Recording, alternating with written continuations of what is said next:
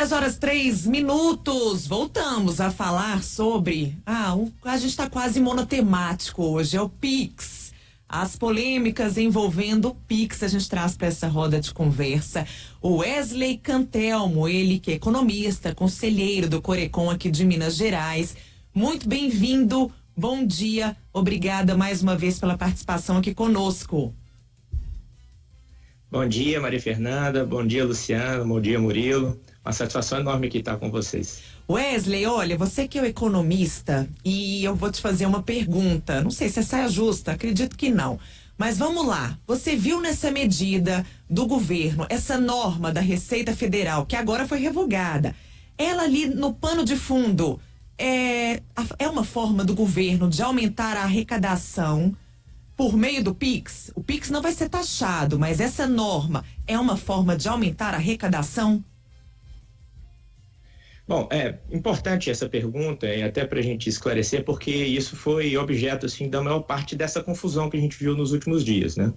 Na verdade, não, tá? Assim, o que se prevê em termos de arrecadação em torno dessa norma é ínfimo. Na verdade, ela tem o objetivo, ou tinha, né, o objetivo mais voltado ao combate de fraudes, a operações de lavagem de dinheiro, que são práticas já decorrentes aí da ação cotidiana da Receita, né?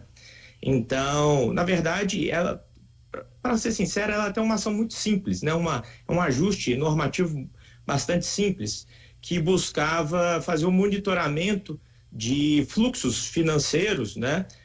Sobretudo pelo Pix, mas também pelas faturas de cartão de crédito, dessas instituições financeiras que foram se integrando no sistema financeiro brasileiro nos últimos anos, né? Principalmente fintechs, etc.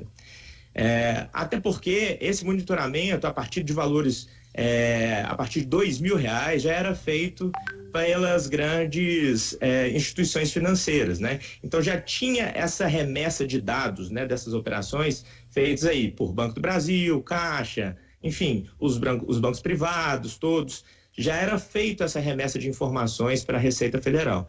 O que essa medida, a partir de R$2.000, o que essa medida faz, na verdade, era nivelar em 5.000 e passar a incluir essas outras instituições financeiras, né? Então, não tem um fim arrecadatório, né? Mas assim, uma finalidade de monitoramento, né?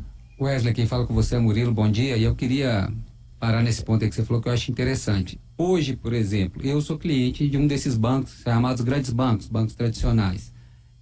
O meu Pix já é monitorado, né? Caso eu tenha transações acima de R$2.000, né? Ele já é monitorado e vai continuar sendo, né? Todo mundo que é cliente de crédito banco, o Pix já é monitorado. O que era novidade era realmente esses PicPays, né? Enfim, fintechs e bancos digitais, vamos dizer assim, que estavam entrando, né? Quem faz o Pix por essas instituições que estavam entrando aí nessa conta, é isso? Exatamente.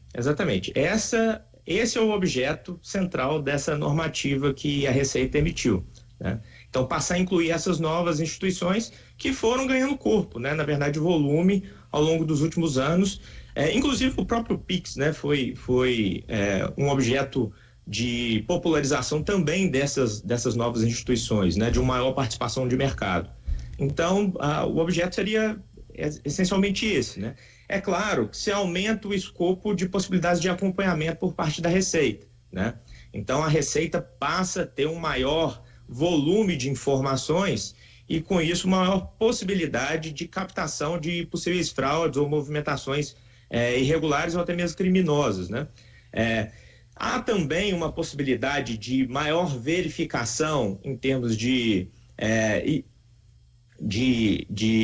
fraudes aí com relação ao imposto de renda? Sim, mas como foi até bastante destacado aí pelas falas dos últimos dias, né, do Barreirinhas, que é o secretário nacional da Receita, não é o foco da fiscalização da Receita sequer para essas contas que já vinham ocorrendo, né, em grandes bancos. Então o foco é de fato o combate à fraude, né, grandes movimentações, apesar do valor relativamente pequeno, né? Mas como foi também destacado, e a gente sabe muito bem, né? As grandes fraudes, quando elas não ocorrem em grandes movimentações numa única conta, né? Então, geralmente, elas são fragmentadas em diversas contas, né, com valores pequenos, que no conjunto você tem a identificação aí de volumes irregulares. Né? O tráfico de Então, tinha drogas esse objetivo. usa... Perdão, desculpa. É porque o tráfico de drogas, né, o esquema de tráfico de drogas, ele usa muito dessa ferramenta, né, de pulverização de pequenas quantias, né, justamente para tentar ali desviar a atenção dos órgãos fiscalizadores. Exatamente. Inclusive com possibilidades de fazer isso via transferências via Pix, né? Então, o objeto da Receita com essa medida era esse, né? É óbvio que traz uma discussão política aí em torno, né? Eu acho que os opositores do governo souberam muito bem trabalhar essa lacuna, inclusive informacional, né? Hoje em dia, e aí, assim, eu acho que tem uma responsabilidade do governo nesse sentido, que principalmente no ambiente que a gente vive nos últimos anos no Brasil, qualquer medida burocrática, ela não pode ser tomada simplesmente como uma medida corriqueira, né? Burocrática do dia a dia ali. Ela tem que haver uma estratégia de comunicação política e de esclarecimento da população para que que não ocorra o que aconteceu nesses últimos dias, né? Estamos conversando com o conselheiro do Corecon, Wesley Cantelmo. Wesley, bom dia, Luciana falando com você. Então, em questão ainda em relação ao vídeo que atingiu ali milhares de pessoas e aquelas pessoas, né, em que o governo federal hoje não consegue ter acesso via internet, digamos assim, uma das grandes dificuldades do atual governo federal é realmente essa conexão aí, né, via internet, essa comunicação pelos meios digitais. Para aquele pequeno empreendedor, para aquele trabalhador, para o pedreiro, para a costureira, esclareça, né, para estas pessoas.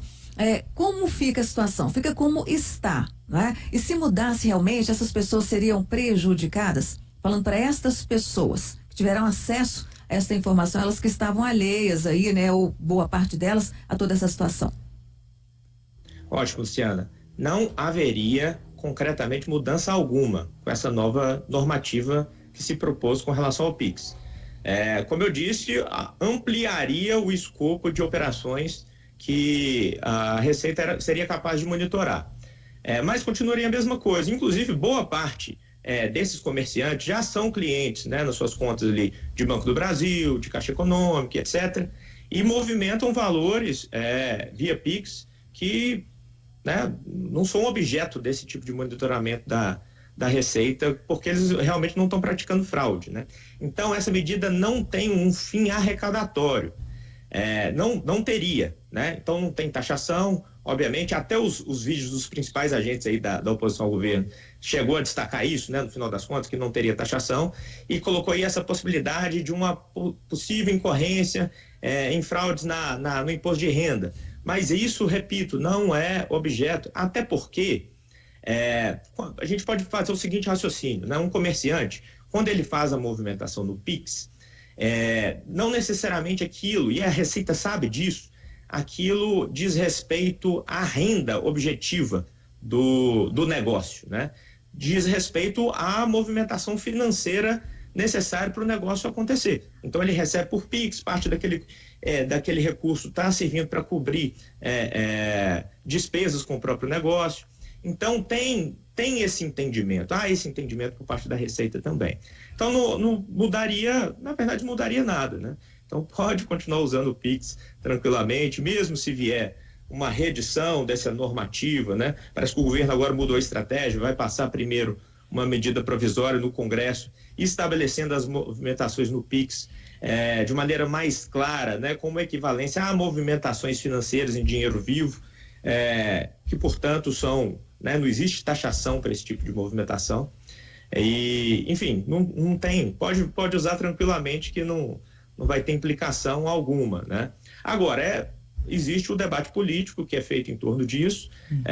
Realmente a Receita fica com uma capacidade maior de agir, inclusive sob o ponto de vista do fisco mesmo, né? De grandes movimentações que deveriam pagar, ou de grandes receitas, né? Que deveriam ser inseridas em cálculos de imposto de renda, mas isso já ocorre, como eu disse bem, em transações a partir do acúmulo de R$2.000 nas instituições tradicionais, né? Wesley, trazendo um pouquinho para nossa realidade, toda essa confusão, isso obviamente gerou um pânico, né? Um nervosismo aí, principalmente para quem é da classe média, nós da classe média, o pessoal ali que precisa complementar a renda, faz um trabalhinho por fora, entra um dinheirinho extra ali na conta, e essa possibilidade da pessoa estar sendo monitorada, fiscalizada, isso levantou um temor na população. A gente trouxe até aqui o medo que, né, antigamente se tinha da volta da CPMF. Como é que fica? O que é esse medo, principalmente nessas pessoas que têm uma renda extra, que ficam ali com medo dessa fiscalização, dessa taxação, trabalhinho ali por fora? Como é que fica? Tem reflexo para o pequeno negócio, para as transações informais? De que forma toda essa confusão atinge a classe média, os pequenos negócios, essas transações aí que estão na informalidade? O medo tem reflexo, né? O medo, de fato, tem reflexo. Eu acho que até um dos motivos que o governo voltou atrás, acabou voltando atrás ontem nessa medida, é porque justamente o medo das pessoas de utilizarem essa ferramenta, que foi uma ferramenta importante, inclusive de inclusão, né? Desculpa aí o trocadilho, né? Inclusive de inclusão, mas pela inclusão das pessoas no sistema financeiro. Então, o Pix foi realmente uma medida que se popularizou muito rapidamente. E trouxe maior facilidade, né, para essa economia popular, que a gente pode dizer assim, que boa parte dela circula ainda em um ambiente de informalidade, né? Então, assim, a gente tem um percentual enorme, né, da nossa força de trabalho que está enquadrada nessas categorias aí de trabalho na informalidade. Então, o medo, né, de utilização da ferramenta, dessa ferramenta tão importante, ela poderia, sim, ao longo de mais algum prazo, trazer algum impacto na desaceleração e na dificultação das transações das pessoas, né, no dia a dia, uma venda do ambulante, etc., até doações, enfim. Não pela medida em si, mas pelo medo da utilização da ferramenta. Então, o governo voltou atrás, acho que até foi bastante acertado nesse sentido, porque diante da repercussão e desse medo instaurado aí na população, não tinha outro caminho, né? E a não ser tratar esse assunto de uma outra maneira, enfim, trazer isso de uma outra forma, mais estudada, mais calculada, né? E com informações mais bem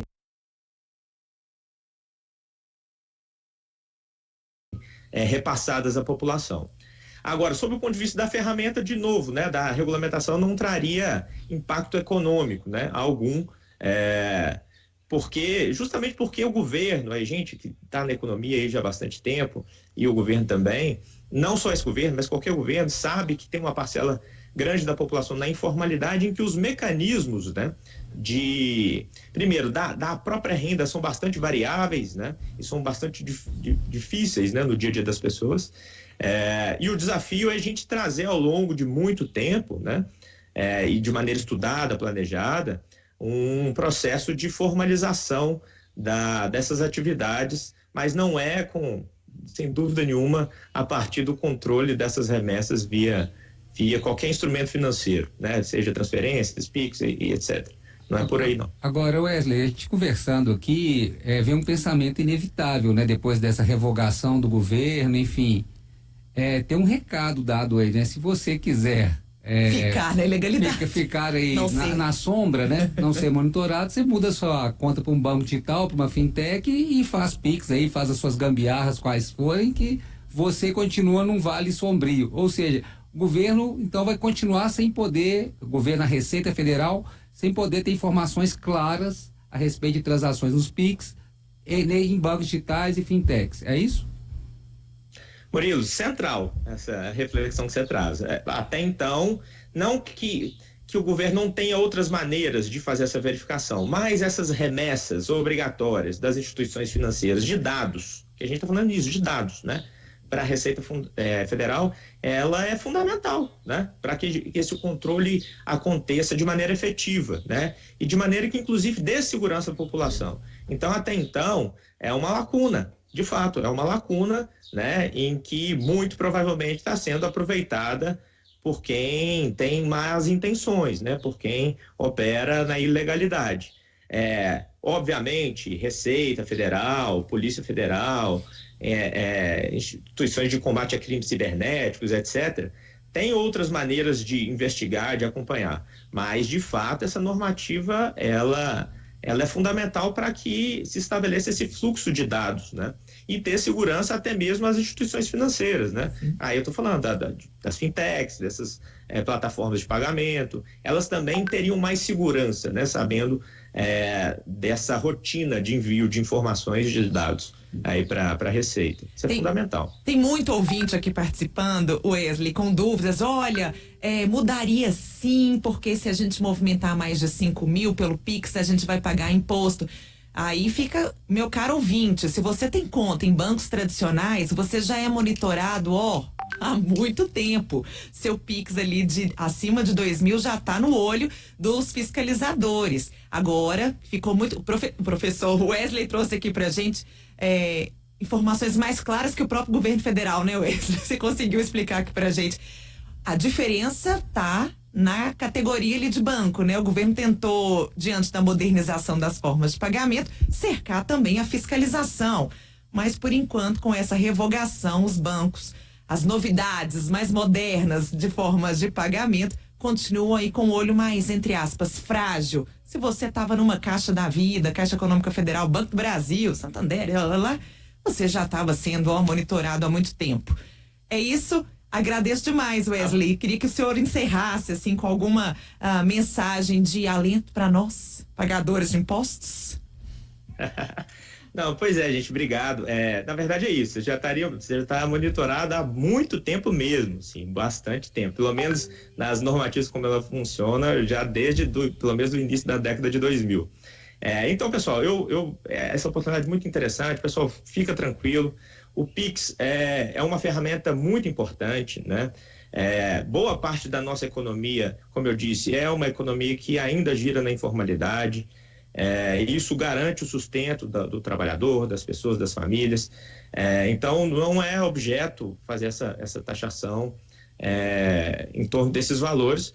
Agora, é sim objeto, né, a gente precisar combater operações irregulares, grandes movimentações financeiras irregulares, né? E isso é um desafio ainda do nosso país, né? Um desafio que a gente precisa superar.